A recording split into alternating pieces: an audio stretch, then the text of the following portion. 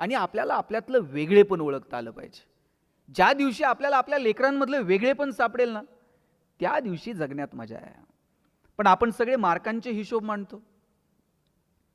पोरांची प्रगती मोजण्याचं एकक जर काय असेल तर गुणपत्रिकेला आलेली गुणांची सूज.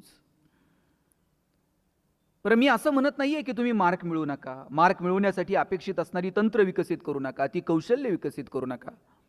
या स्पर्धेत जर टिकायचं असेल तर तुम्हाला मार्क मिळवावे लागतील, त्याच्यासाठी अपेक्षित असणारी कौशल्य आत्मसात करावी लागतील.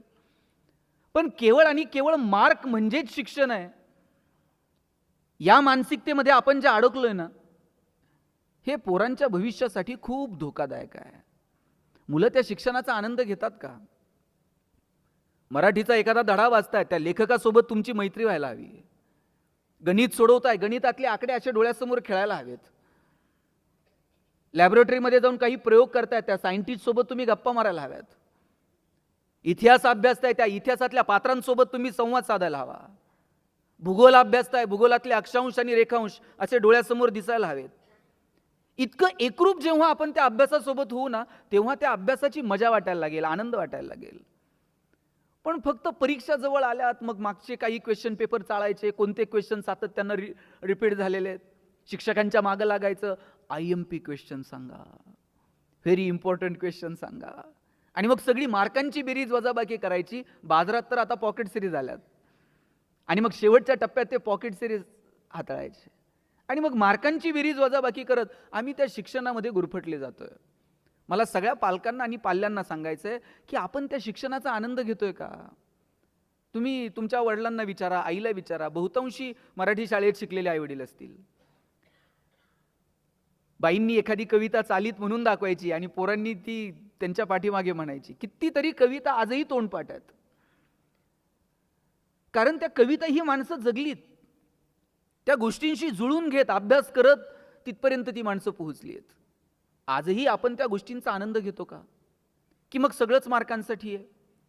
भूगोल मार्कांसाठी, इतिहास मार्कांसाठी, इतिहासातली पात्रही मार्कांसाठी. मग शिवाजी महाराज 4 मार्काला, संभाजीराजे 5 मार्काला. तुकाराम महाराजांचा अभंग तर जरा अवघड आहे, ऑप्शनला टाकू म्हटले. परवा तर 10वीतला एक पोरगा मला विचारत होता, सर या वर्षी मराठीच्या पेपरला ज्ञानदेव पडणार आहेत का तुकाराम पडणार आहेत? मी म्हटलं हे पडतील कसे ज्यांनी महाराष्ट्र उभा केला? सगळं कसं मार्कांसाठी असेल? तुम्ही बघा, मैदानावरती पोरं खेळत नाहीत, लॅबोरेटरीमध्ये जाऊन प्रयोग करत नाहीत, ग्रंथालयात जाऊन काही अवांतर पुस्तक आणून वाचत नाहीत. आपण वाचलं पाहिजे. सिलेबसच्या पलीकडे जाऊन शाळांमध्ये ग्रंथालय आहेत, तिथली 2-5 पुस्तकं तरी आपण हाताळली पाहिजेत. एखाद्या आवडत्या पुस्तकावरती कुटुंबामध्ये चर्चा व्हायला हवी, शाळेमध्ये चर्चा व्हायला हवी. अण्णाभाऊ साठेंनी लिहिलेलं फकीरा, त्या फकीरातला तो नायक, अन्यायाच्या विरोधात लढण्याची त्याची ती जिद्द, काय काय किती, या फकीरा कादंबरीवरती चित्रपट आला, जगभरापर्यंत पोहोचली. माझी सगळ्या इथं जे बसलेले सगळे तरुण मुलं आहेत ना, तुम्ही तुमच्या आईला वडिलांना विचारा, 10वीच्या सुट्टीत यातल्या निम्म्या आईबापांनी ययाती वाचलंय, मृत्युंजय वाचलंय, छावा वाचलंय. सुट्टीमध्ये वडिलांनी पुस्तकं आणून ठेवायची घरात, आणि मग त्या पुस्तकांवरती पेन्सिलनं मारलेल्या रेघा, वहीत लिहून ठेवलेली आवडलेली वाक्य, याच्यात मस्त रमून जायची हो माणसं. आता आम्ही 24 तास मोबाईलवरती आहोत. आम्ही जर मैदानावर खेळायला गेलो ना, आई काठी घेऊन पळत यायची, बाद झालं रे खेळायचं, चला आता अभ्यासाला बसा. आता आईला काठी घेऊन पळावं लागते, ए बाबा ठेव ना मोबाईल, चल मैदानावर, 4 उड्या मी मारते, तू 2 तर मार.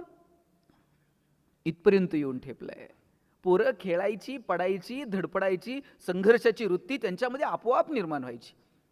शाळेला जर सुट्टी लागली, दप्तर नेऊन ठेवायचं, आईनं पिशवी भरून ठेवलेली असायची आणि मामा घ्यायला आलेला असायचा. मग मामाकडं गावाकडं सुट्टीला जायचं, त्याच्याबरोबर शेतात जायचं, धारा काढायच्या, सकाळी उठून नांगरठीवर जायचं, कुरणात जनावरं चारायला जायचं आजोबांसोबत. येताना त्याच नदीला जिथं जनावरं पाणी प्यायची, तिथंच पोरं अशी जनावरासारखं गुडघे टेकवायची आणि हातानं पाणी पुढं ढकलायचं आणि झऱ्याला पाणी प्यायचं. इथल्या कितीतरी पालकांनी ते अनुभवलं असेल. जनावरांसारखं गुडघ्याला पाणी, असं गुडघे टेकून पाणी पिलेलं मला तर आठवतंय. आता मला एक नदी दाखवा जिथं तुम्ही गुडघे टेकून पाणी पिऊ शकाल.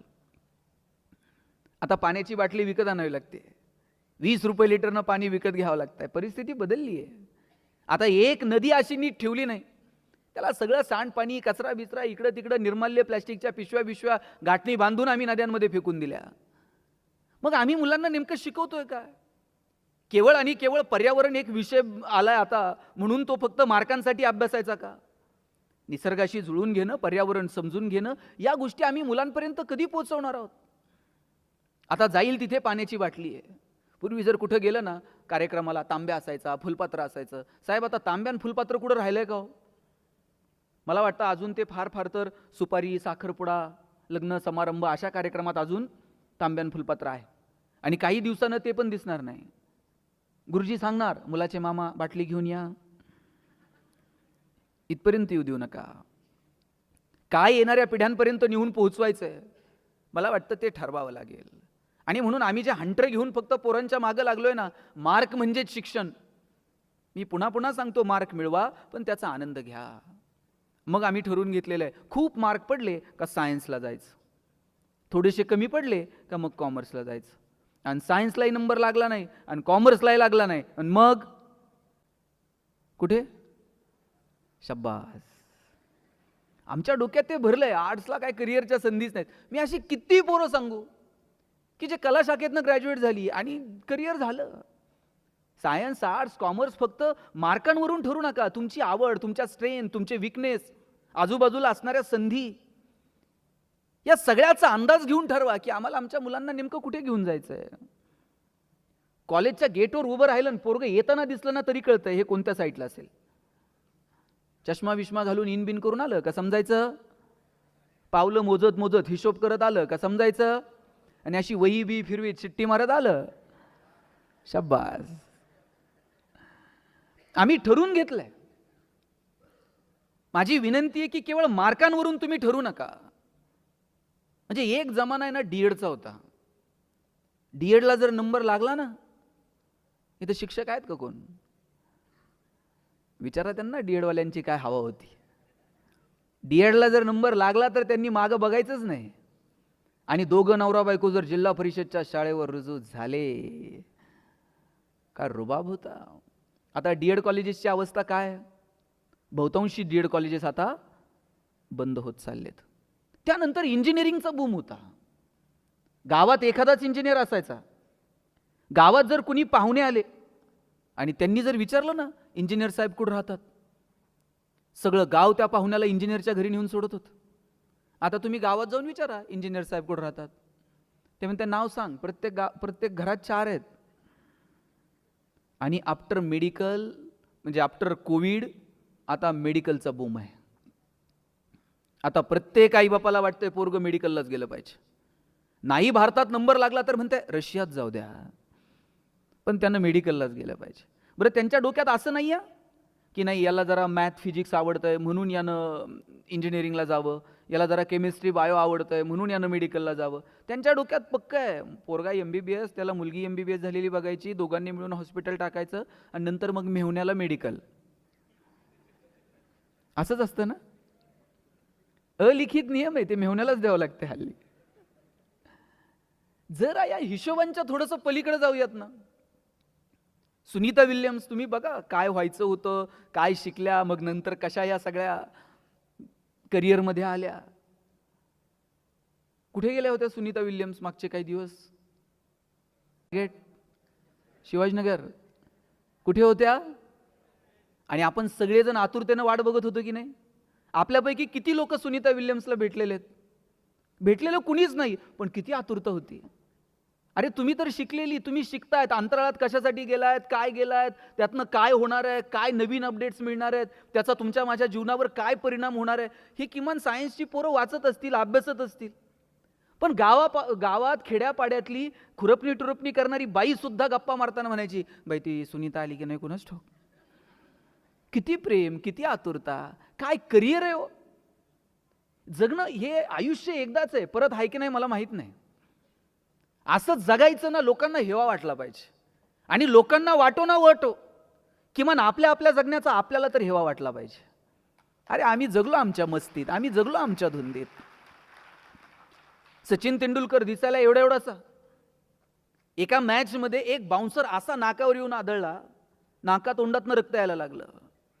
लोकांना वाटलं आता स्ट्रेचर बोलवतील आणि घेऊन जातील. पण त्या पठ्ठ्यानं तसंच तोंडावरती पाणी मारलं, बॅट अशी क्रीजवरती आदळली आणि म्हटलं मैं खेलेगा. आणि त्या दिवशी जो दटून राहिला ना, क्रिकेटच्या क्षेत्रात जगाचा बाप झाला. काय करिअर आहे आणि काय कमालीचा आत्मविश्वास आहे हो सचिनकडे. म्हणजे सचिन क्रीजवर खेळतोय, भारत आणि ऑस्ट्रेलिया मॅच सुरू आहे आणि भारताला जिंकायला साधारणतः 47 धावांची गरज आहे. सगळ्या जगाला वाटतंय की जोपर्यंत क्रीजवर सचिन आहे तोपर्यंत भारत मॅच जिंकतोय. पण ब्रॅड हॉकच्या एका चेंडूवर सचिनची विकेट पडली आणि भारताला मॅच गमवावी लागली. त्या ब्रॅड हॉकला असला आनंद झाला की अरे जगातला सगळ्यात श्रेष्ठ फलंदाज आणि त्याची विकेट मी अगदी करिअरच्या सुरुवातीला घेतली.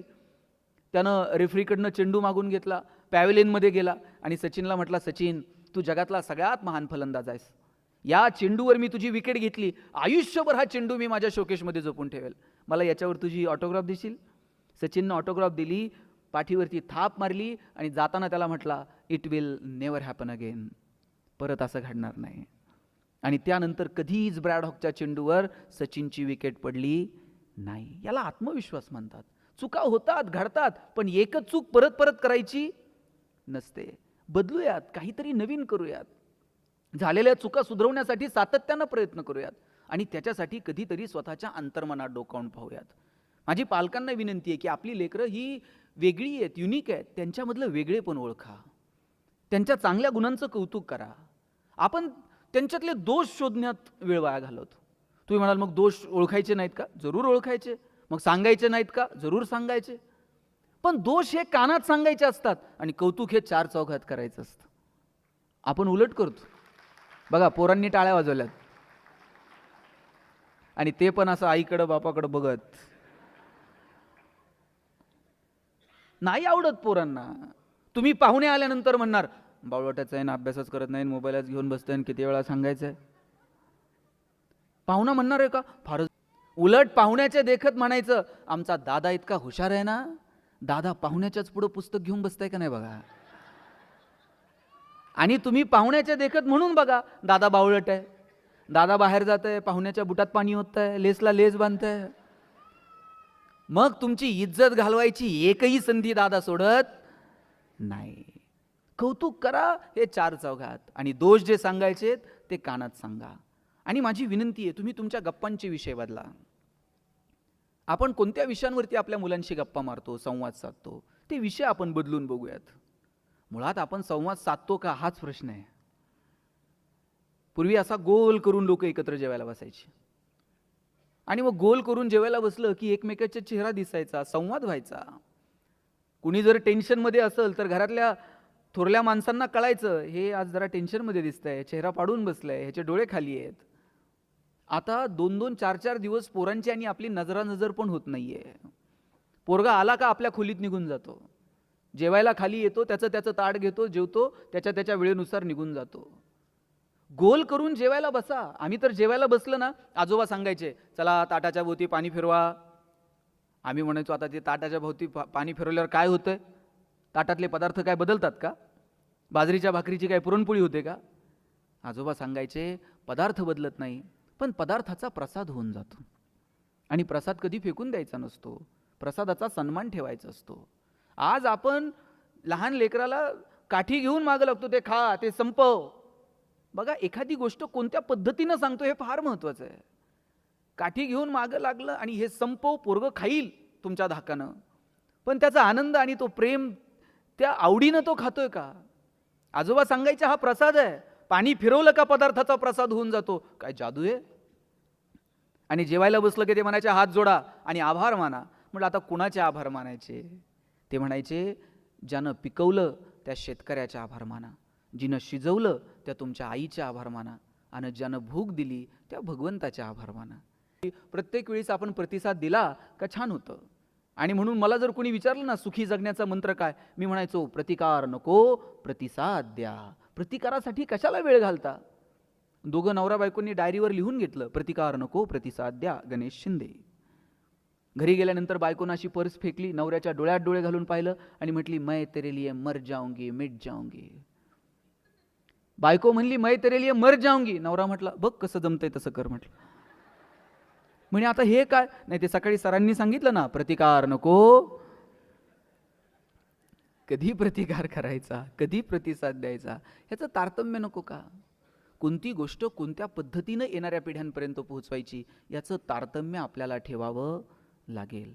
आणि माझा दावा आहे, आपण जसं सांगू तसं मुलं वागत नाहीत, आपण जसं वागू तसं मुलं वागतात. आदर्श हे केवळ सांगण्यातनं निर्माण होत नाहीत, आदर्श हे वागण्यातनं निर्माण होतात. पोराला सांगायचं व्यसन करू नये, घरात सुविचार लिहून ठेवायचा व्यसन करू नये, आणि बापानंच पोराला सांगायचं जा जरा गॅसच्या शेगडीवरनं सिगरेट पेटून आण. पोरगा असं येते जसं ऑलिम्पिकची ज्योत घेऊन आलंय. बाप कानातनं धूर काढतो, नाकातनं धूर काढतो, हे सगळ्यात शाळेत सांगतं जादूगार बाप आहे, कानातनं धूर काढतो. आपण लेकराला सांगायचं खोटं बोलू नये, आणि पाहुणे आल्यानंतर सांगायचं त्यांना सांग पप्पा घरात नाहीत म्हणून.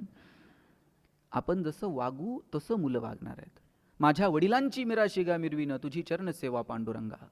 तुकोबारायांना सांगावं वाटलं की अरे आम्ही जे काही करतोय ते आमच्या बापदाद्यानं घालून दिलेला मार्ग आहे, आणि त्याच्यामुळे आम्ही इथपर्यंत आलेलो आहोत. काय आज आपण सगळ्यांनी छावा पाहिला. छावा कुणालाही म्हणतात का? छावा कुणालाही म्हणत नाहीत. त्याच्यासाठी बाप सिंह असावा लागतो. बाप सिंह आहे म्हणून छावा. आपण आपल्या लेकरांच्या समोर काय आदर्श निर्माण करायचे मला वाटतं ते ठरवावं लागेल. आमच्याकडे एक वाडा आहे, त्या वाड्यामध्ये एक पाटील राहतात, आणि बिचारे वजन वाढलेलं आहे, वर गॅलरीत फिरत असतात, खाली येत नाहीत फारसं, वरच चक्कर मारत असतात. आणि त्यांचा नित्यक्रम ठरलेला आहे, संध्याकाळी चक्कर मारायला वाड्यातल्या त्या गॅलरीमध्ये एरझरा मारत असतात. गावातलं एक लहान पोरगं खाली येणार वाड्याच्या, आणि पाटील फिरायला लागलं त्या खालून वर बघणार आणि म्हणणार पाटील जिवंत आहे त्यावर काही नाही, गेल्यावर कसं करायचं. चांगलं चिंतन करावं, याचं वजन कसं कमी होईल, याचं टेन्शन किती असेल बाबा, ह्याला किती त्रास असेल, काहीतरी त्याला सांगावं बाबा हे कर ते दिलं सोडून आणि 4 लोकांना झेपल का. पाटील म्हणलं याला वर बोलवा. वर बोलवलं, कोंडून ठेवलं पोरगा. ते वडील पळत आले, म्हणले पाटील पोराला का कोंडलं. म्हणले हे संस्कार केले का. मी आपला माझ्या टेन्शनमध्ये एरझरा मारतोय आणि ती खालून वर बघतोय आणि म्हणतोय गेल्यावर कसं करायचं आणि 4 लोकांना झेपल का. ते म्हणले पाटील लहान लेकरू होते, काय कळतं त्याला, गेल्यावर कुठं संवेदना असतात का. आणि नाही 4 लोकांना झेपलं ना म्हणला, हातपाय तोडून असं सुट्ट सुट्ट करून घेऊन जा म्हणला. पाटील म्हणले लेकराची चूक नाही, हे बेनं खराब आहे. आजोबा पळत आले, म्हणले काय झालं पाटील, नातवाला कोंडले, पोराला कोंडले, काय गडबड काय. ते म्हणले हे संस्कार केले. तुझा नातू म्हणतंय 4 लोकांना झेपल का, आणि तुझं पोरगं म्हणतंय हातपाय तोडून नेऊ. पाटील गेल्यावर रुपयावर जात नाही, आणि कशाला म्हणले ते शरीराची विटंबना करायची. आजा म्हणतंय पाटील तुम्ही गेले ना वाड्यालाच काढी लागून टाकू. म्हणले काय असतं, तुम्ही जे पेरणार आहात तेच उगवणार आहे. गहू पेरून ज्वारी उगवते का, ज्वारी पेरून हरभरा उगवतोय का. आपण जे पेरणार ते उगवणार. म्हणून काय पेरायचं ना लेकरांच्या बाबतीमध्ये ते ठरवावं लागेल.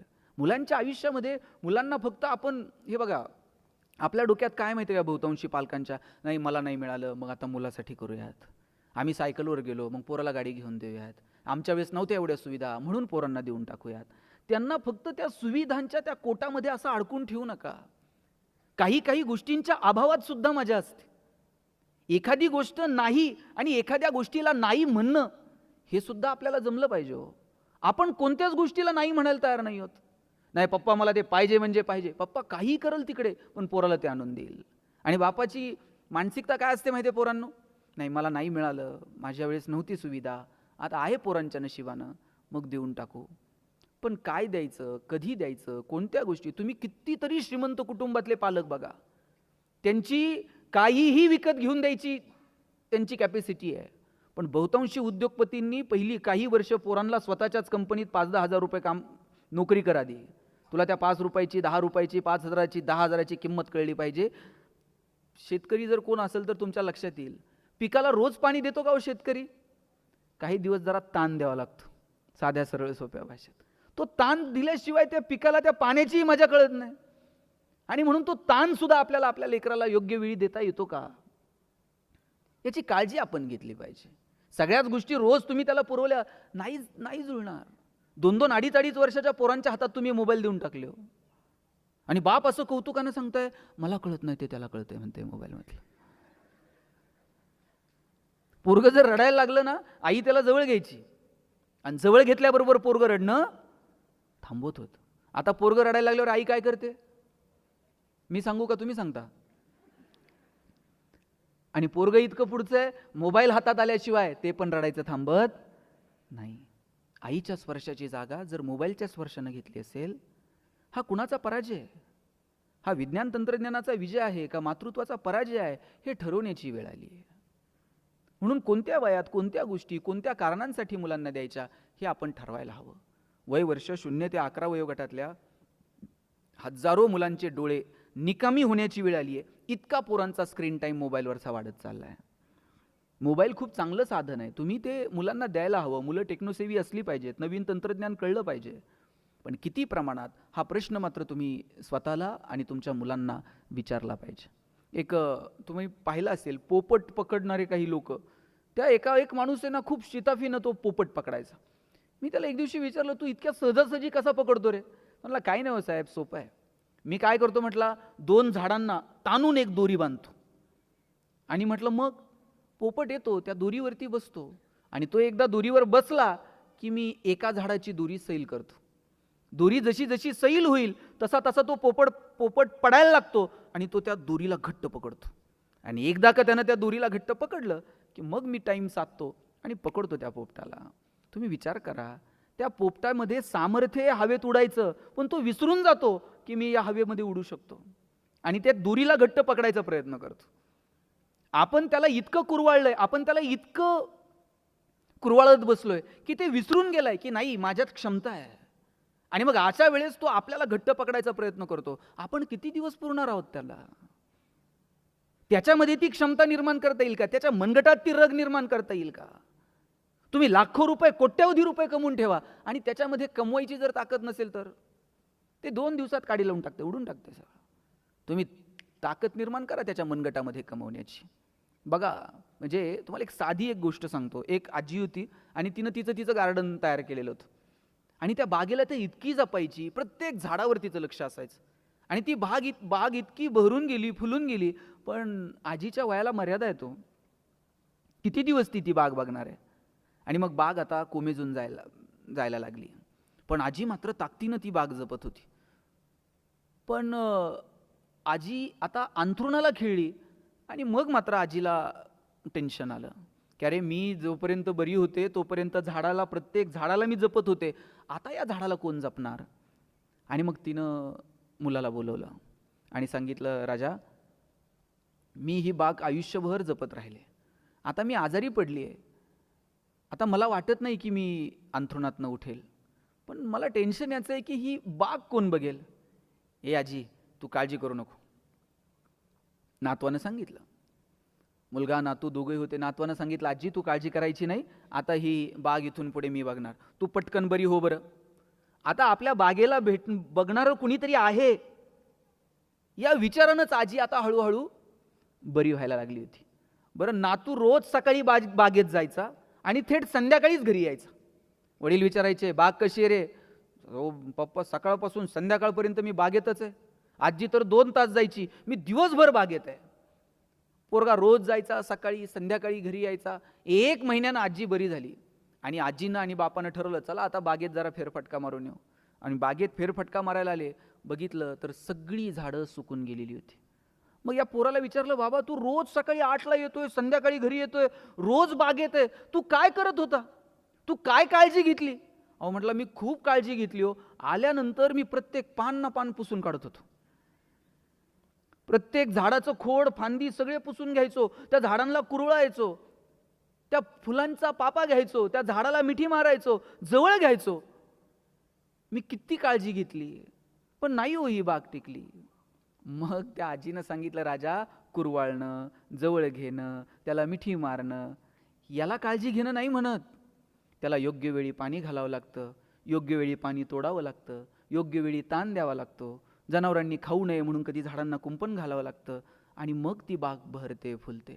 आपल्या डोक्यात आहे थोडीशी काळजी घ्यावी, त्याला रोज गन पावडर लावावा, त्याला नवनवीन कपडे घालावेत, त्याला रोज आल्याबरोबर कुरवाळावं, रोज त्याच्या गालावर ओठ टेकवावेत, म्हणजे मुलांची काळजी घेणे. योग्य वेळी ताण द्या, योग्य वेळी कानाला पकडा, योग्य वेळी त्याच्या पाठीवर थाप मारा, योग्य वेळी डोळे मोठे करा, योग्य वेळी त्याच्या डोळ्यात पहा. मला वाटतं हे लेकरांची काळजी घेणे. आमची काळजी घेण्याची जी व्याख्या आहे ना, ती पहिल्यांदा आम्हाला बदलावी लागेल आणि मुलांना कोणत्या पद्धतीनं कोणत्या गोष्टी सांगायच्या हे ठरवावं लागेल. अरे शिवाजी महाराजांनी हे हिंदवी स्वराज्य निर्माण केलं, पण त्याच्या पाठीमागं प्रेरणा कोणाची आहे? आईनं सांगितलं. मला सगळ्या पालकांचं कौतुक करायचं की आज तुम्ही एवढ्या संख्येने इथं उपस्थित आहात, की तुम्हाला असं वाटतं की नाही आपण आपल्या मुलांसोबत बोललं पाहिजे, मुलांच्या सोबत काहीतरी आपण ऐकलं पाहिजे.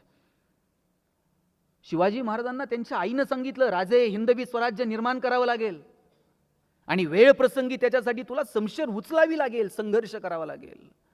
ही संघर्षाची वृत्ती आपण आपल्या लेकरांमध्ये निर्माण करायला नको. आयुष्य म्हणजे कधी संघर्ष आहे तर कधी तडजोड आहे. कधी तडजोड करायची, कधी संघर्ष करायचा, तारतम्य ठेवून कसं वागायचं हे लेकरांना शिकवायला हवं. शिवाजी महाराजांना सांगितलं, राजे हीच वेळ आहे 4 यवनी पातशाहीला सुरुंग लावायची. लिंबू टिंबू पोरं गोळा केली, त्यांच्या हातात समशेरी दिल्या. केवढं मोठं स्वप्न दाखवलं. आज आमचं पोरगं काही वेगळं करायला गेलं का आम्हीच त्याला सांगतोय अंथरून पाहून पाय पसर. चला ते पोरगं हातपाय खुडून खुडून मरून गेलं, पण आपण त्याला हातपाय पसरू दिले नाहीत. आपण सांगितलं पाहिजे हातपाय पसर, अंथरुणाचं काय करायचं तुझा बाप बघल. एवढी धमक आम्हाला आमच्या लेकरामध्ये निर्माण करता आली पाहिजे. पण आम्ही त्याला मोठी स्वप्न बघू द्यायला तयार नाही आहोत. ते जर स्वप्न बघत असेल तर त्याची पाठराखण करा. त्याला सांगा, हो मी आहे तुझ्यासोबत, प्रयत्न तर कर. यश येईल किंवा अपयश येईल, पण करून तर बघूयात. ते धाडस, ती ताकद लेकरांमध्ये आम्हाला निर्माण करता येईल का? काय वेळ होती. म्हणजे परिस्थिती इतकी भयानक होती. पुण्यामध्ये जेव्हा जिजाऊ आल्या, त्या मुरार जगदेवानं अशी पहार रोवून ठेवलेली होती आणि सांगितलं होतं, जो कोणी या पहारीला हात लावील त्याच्या कुळाचा नायनाट होईल. जिजाऊंनी आपल्या एवढ्याशा लेकराला सांगितलं, शिवबा उचला ती पहार आणि द्या भिरकावून.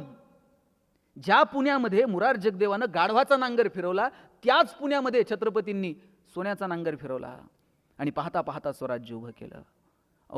एक प्रसंग सांगतो तुम्हाला. काळजी घेणं म्हणजे फक्त कुरवाळणं नाही. काळजी घेणं म्हणजे फक्त त्याला मांडीवर बसवणं नाही. मगाशी जे म्हटलं ना, योग्य वेळी ताण देता यायला हवा, योग्य वेळी त्याला संघर्षाची वृत्ती त्याच्यात निर्माण करता यायला. जेव्हा अफजल खानाला भेटायला निघाले शिवाजीराजे, अस्वस्थ असणाऱ्या शिवाजीराजांना सांगितलंय, भेडा अफजल खानाला, काय होईल ते होईल.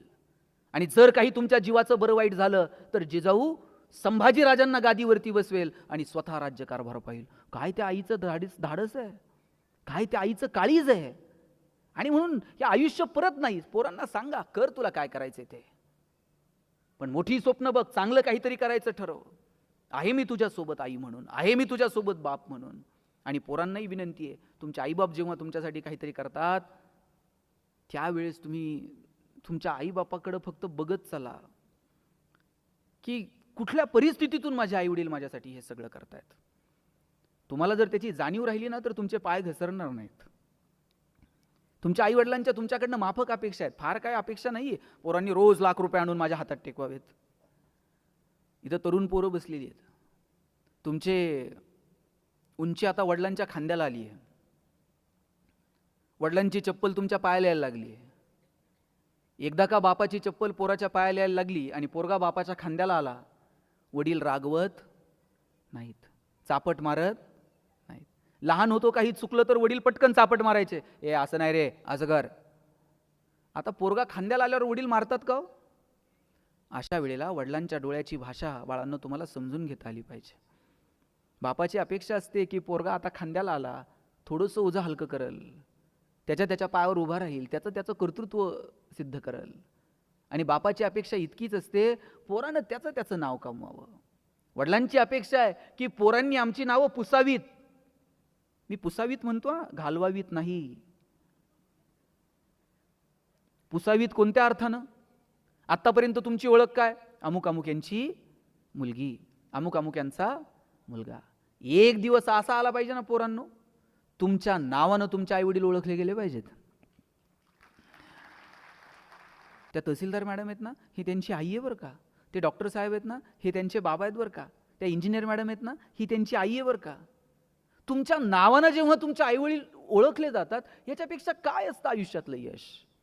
यशाची कोणती व्याख्या आहे? तुम्ही कितीही श्रीमंत झालात, तुमच्या पुढे 2 लोक आहेतच की. आणि आज नसेल तर उद्या कुणीतरी येणारच आहे की. आपल्या प्रगतीची व्याख्या जर काय असेल ना, माझ्या दृष्टीनं तुमच्या आईबापानं तुमच्यासाठी टाळ्या वाजवणं आणि त्यांना तुमचा हेवा वाटणं, याच्यापेक्षा दुसरी प्रगतीची व्याख्या मला वाटत नाही.